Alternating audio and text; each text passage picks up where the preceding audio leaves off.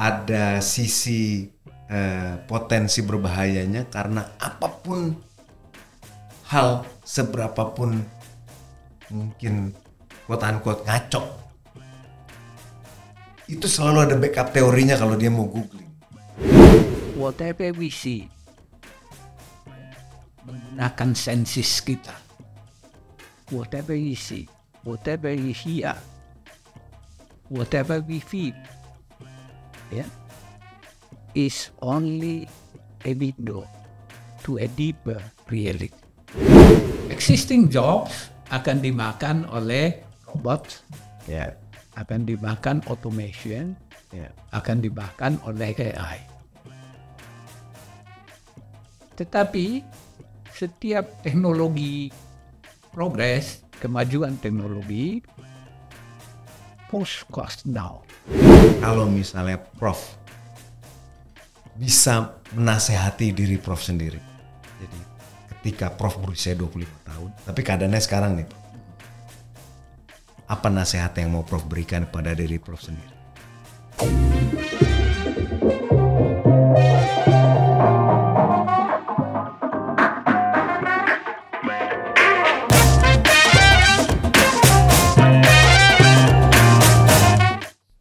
Karena kalau di anak-anak muda sekarang itu kan ada stigma, Prof.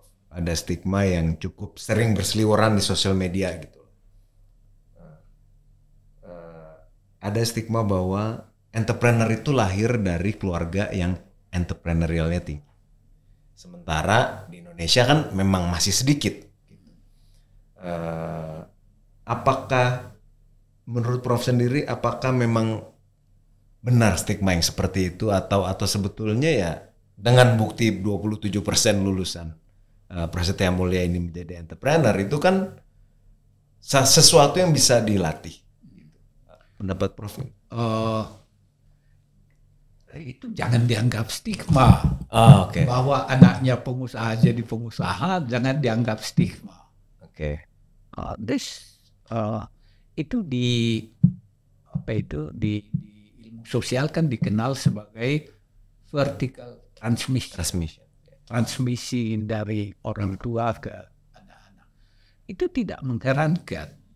Sebab peluang seseorang menjadi sesuatu sangat tergantung dari exposure. Anaknya pengusaha melihat ayah bundanya dari pagi sebelum matahari terbit sampai malam sesudah matahari terbenam bergumul dengan usaha, tanpa sadar dia mempelajari sesuatu yang sangat berharga. Tapi begitu juga anak dari seorang musisi melihat ayahnya atau ibunya bermusik sejak pagi sampai malam, lama-lama juga akan terpengaruh. Hopefully jangan di politik. Politik itu harus terbuka sebagai public stage, namanya agora. Kalau di tradisi Yunani agora, yang bisa dikontes oleh setiap orang. Maka itu dari pengalaman ini, karena anaknya pengusaha menjadi pengusaha banyak, kita mempelajari jangan-jangan bisa ditolong dengan exposure.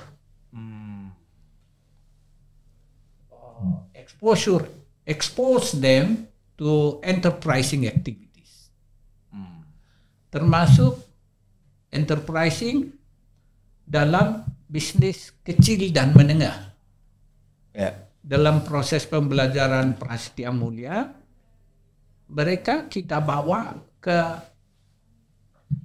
suatu kawasan rural dan mereka harus bergumul dengan mata pencaharian setempat dan mencoba memahami bagaimana penduduk di situ hidup dari segi ekonomi dan bisnis dan sejauh mana mereka bisa membantu memperbaiki bisnis itu.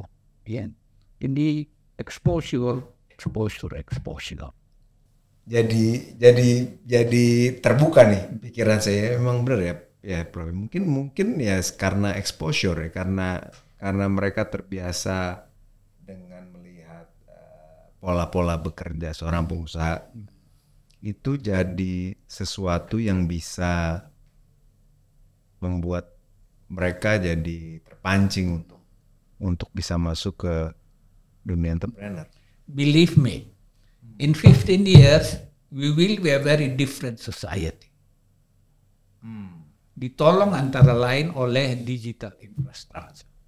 Lewat digital infrastructure, kita menjadi sangat exposed terhadap what's going on in business. Tidak hanya di tempat kita sendiri, tapi juga di pulau lain di Indonesia dan di luar Indonesia.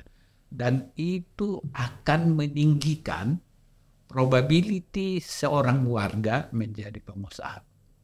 Dan pengusaha yang berbasis pengetahuan. I may not be able to witness that, but I bet in 15 years Indonesia will be a different society. Dengan jumlah pengusaha yang jauh lebih tinggi daripada sekarang, pengusaha dengan pekerja tetap ya. Kalau sekarang kan yang banyak pengusaha tanpa bantuan orang lain atau hanya dibantu oleh anggota keluarga. Juga pengusaha yang berbasis science. We are changing. I think we are changing. Monitor kita memang belum bisa melihatnya dengan jelas, but I think we are changing. Our appreciation of entrepreneurial profession itu luar biasa tingginya sekarang. And that's something very important. Oh, menarik, Prof. Jadi dengan adanya exposure digitalisasi yang memperbesar exposure, kalau ada satu saran yang Prof bisa berikan kepada anak-anak muda, teman-teman yang menonton Top 40 ini, tipsnya apa buat mereka untuk bisa mentranslate exposure itu menjadi suatu action? Nomor satu bagi saya tetap positive perception of science. Okay. This is still in deficit di negeri kita. Positive perception of science. It's growing, but we need more. Sebab dengan positive perception of science, we become critical. Okay. Kita tidak menerima sesuatu the way it is. Okay. Kita selalu mencari sesuatu di baliknya apa. Okay. Misalnya minuman ini. Yeah. What are the processes needed to do this? Itu kalau kita sungguh-sungguh mempunyai positive perception of science, kita selalu mempertanyakan segala sesuatu. Okay. Kita tidak accept things the way it is. Dan di balik itu selalu ada bisnis. Dan memang tetap ada converting the probability into a reality. Yeah. Sorry nih, kita tetap tidak bisa lari dari kurva lonceng. Okay. The bell curve. Yeah. Not all of us becomes entrepreneurs. Most of us will remain employees. Tapi harapannya adalah employees yang well equipped dengan knowledge, scientific knowledge, ya, yang bisa membantu pertumbuhan kita sendiri, tetapi juga pertumbuhan organisasi di mana kita bekerja. Ya. Most of us will remain, will continue to serve as that. Tapi jangan menganggap itu kecil. Yeah. Look at life as a system. An entrepreneur hanya bisa berhasil kalau didukung oleh employees yang baik. Employees yang baik hanya bisa menjadi demikian kalau didukung oleh entrepreneurs yang unggul. Ya, jadi this is need to be has a balance. I call it Yeah. co-evolution. Co-evolution. Ya, employees and entrepreneurs co-evolve. Satu tujuan. Ya. Memang itu tidak mudah. Ya. Kita sering saling curiga kan. Ya. Entrepreneurs curiga sama employees curiga sama entrepreneurs. Ya. Tapi I think dengan pendidikan yang lebih tinggi, this mistrust akan berkurang. Lama-lama kita bisa tumbuh menjadi trust society. Oke. Dan Bung Hiro, I dare to speculate. In 15 years we will get there. Oke. 15 years. Yeah. Semoga saya bisa menyaksikannya. Ya, masih generasi Anda masih. Kalau kita kembali berbicara tentang generasi sekarang. Generasi sekarang ini kan dihadapi dengan berbagai macam informasi. Sachet-based information atau bite-size information. Karena dan ada sisi potensi berbahayanya karena apapun hal seberapapun mungkin quote-unquote ngaco, itu selalu ada backup teorinya kalau dia mau googling. Gitu. Ini di masa dimana seorang anak SMP bisa mencela-cela seorang dokter spesialis untuk urusan penyakit dalam misalnya. Apa saran Prof untuk anak-anak muda yang menghadapi, karena ini kan tidak bisa dihindari. It is what it is gitu. Mungkin sisi baiknya adalah ada banyak anak-anak muda Indonesia di pelosok Indonesia yang akhirnya bisa belajar bahasa Inggris karena sosial media, konten di YouTube dan sebagainya. Tapi di sisi yang lain ada yang jauh semakin lebih ngaco. Ada tips untuk teman-teman anak muda? I'm a believer in technology. Ya. Dari perjalanan ras manusia, Homo sapiens yang ratusan ribu tahun, tongkat utamanya adalah teknologi. Dan kita sudah tiba pada zaman di mana teknologi itu tidak lagi menjadi sekedar tongkat, tapi kita sudah evolve. Ya. Teknologi itu sudah menjadi companion bagi kita, ya. Dan akan semakin menjadi demikian dengan artificial intelligence. Tentang yang tadi, jangan lupa whatever we see, ya, menggunakan senses kita. Whatever we see, whatever we hear, whatever we feel, ya, is only a window to a deeper reality. Okay, it's only a window to a deeper reality. Dan memang menurut John Wheeler, seorang pemenang Nobel Fisika, the fundamental elements of reality is information. And believe in it now. Tapi jangan pernah lupa, apapun yang kita terima lewat senses is just a window to a deeper reality. Oke. Tidak apa-apa itu instant Sachet based information. ya. Tetapi jangan lupa, there is always something behind it. Anda di ilmu pengetahuan disebut teorema Gödel. Gödel is a great mathematician, was a great mathematician, yang mengatakan science, knowledge is never complete.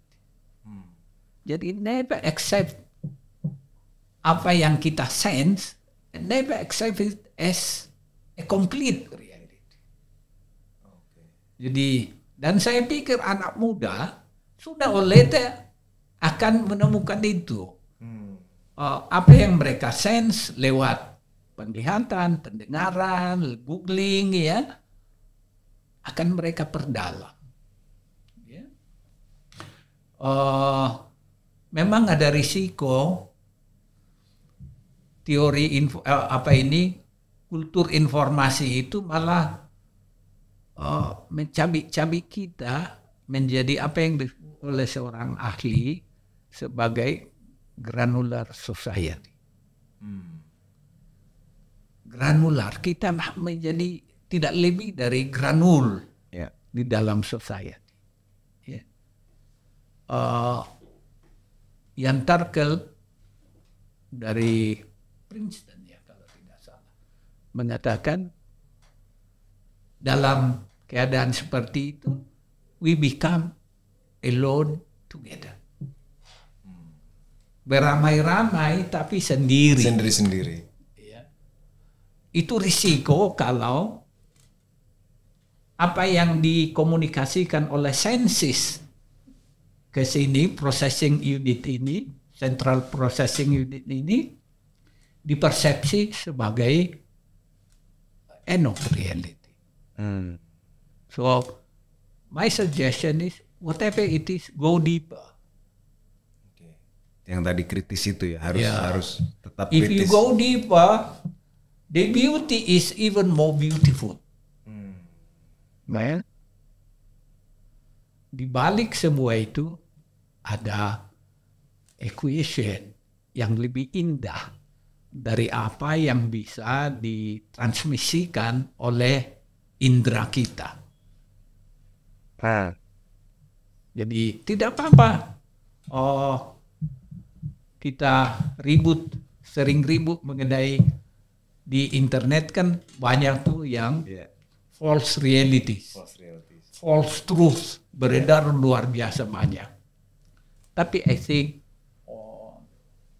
dalam waktu yang tidak lama, young people akan discover juga mana yang false, mana yang true.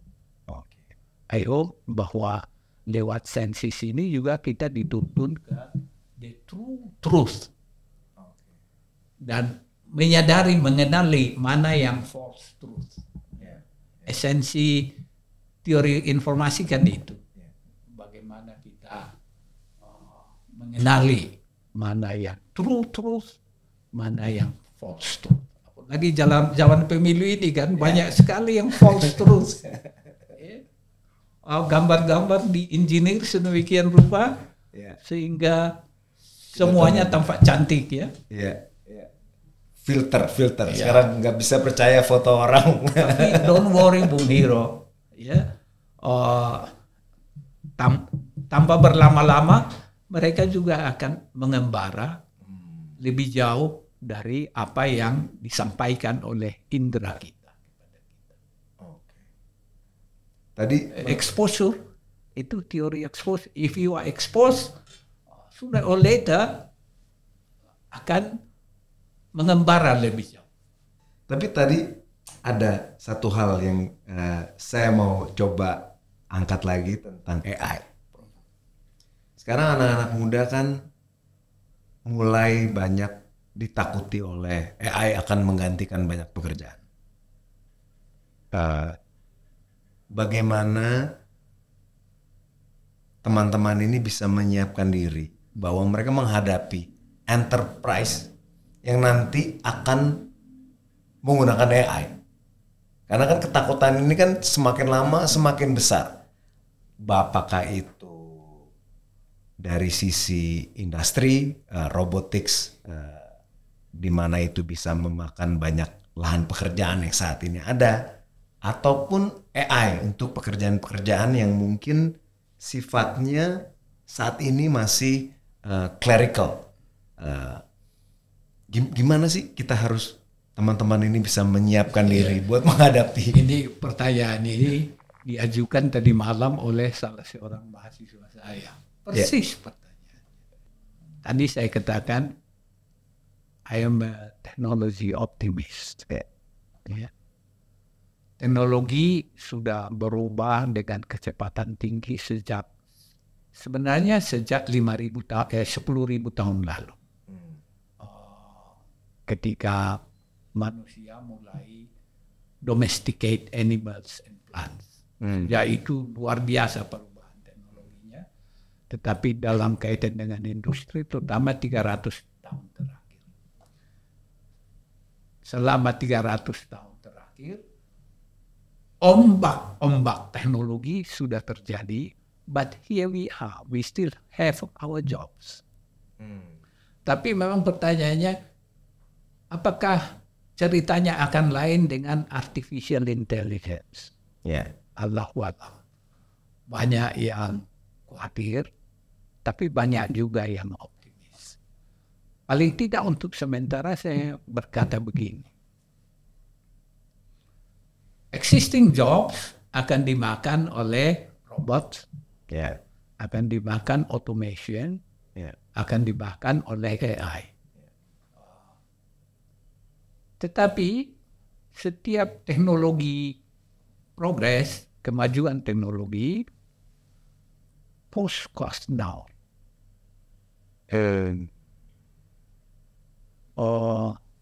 Push cost down. Karena itu harga juga tuh. Saya selalu menggunakan ini contoh. Waktu saya selesai S3, saya bertelepon dari Jerman ke Indonesia, and it cost me $80, 80 mark, 80 euro, so to say, for 3 minutes. Now you can call wherever you wish to at zero price. Dan dengan penurunan harga ini kan meledak tuh bisnis digital. Yang tadinya tidak ada pekerjaan digital muncul. Betul. Itu satu. Jadi lewat penurunan cost dan harga, permintaan meledak. Itu membuka employment. Yang kedua adalah setiap kemajuan teknologi akan memicu kemajuan teknologi lain. Tidak ada teknologi yang berhenti pada dirinya. Jadi dengan teknologi AI akan banyak teknologi baru yang diperlukan oleh kemajuan AI. Yang ketiga adalah jikapun semua dimakan oleh teknologi, Karl Marx pernah menulis tentang itu, bisa saja mesin menghasilkan produksi untuk dirinya, bukan untuk manusia. Tapi jikapun itu terjadi, manusia akan menemukan sektor-sektor baru, dan saya mulai bertaruh bahwa sektor baru itu antara lain adalah leisure. Tapi leisure yang produktif. Bukan leisure yang hedonik. Istilah saya eudaimonic leisure. Leisure yang mempererat persahabatan, leisure yang turut memajukan pengetahuan, leisure yang menambah kesehatan, bukan leisure yang mabuk-mabukan atau semacamnya. Leisure.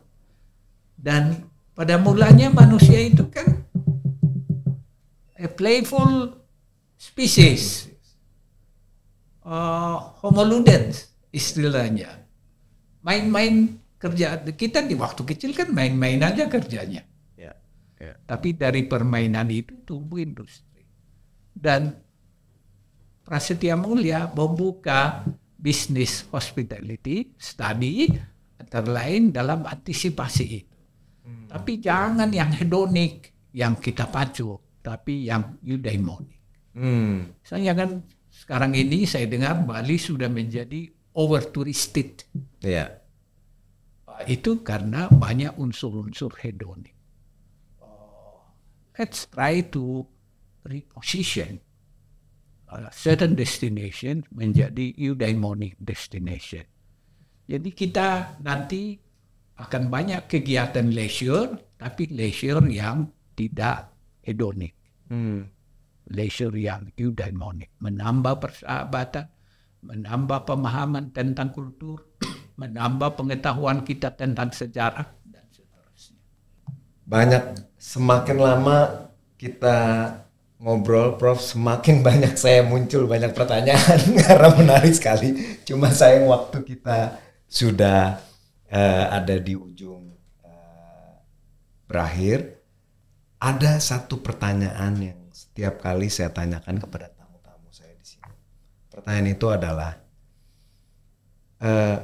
dengan keadaan saat ini, kalau misalnya Prof bisa menasehati diri Prof sendiri. Jadi ketika Prof berusia 25 tahun, tapi keadaannya sekarang nih, Prof. Apa nasihat yang mau Prof berikan kepada diri Prof sendiri?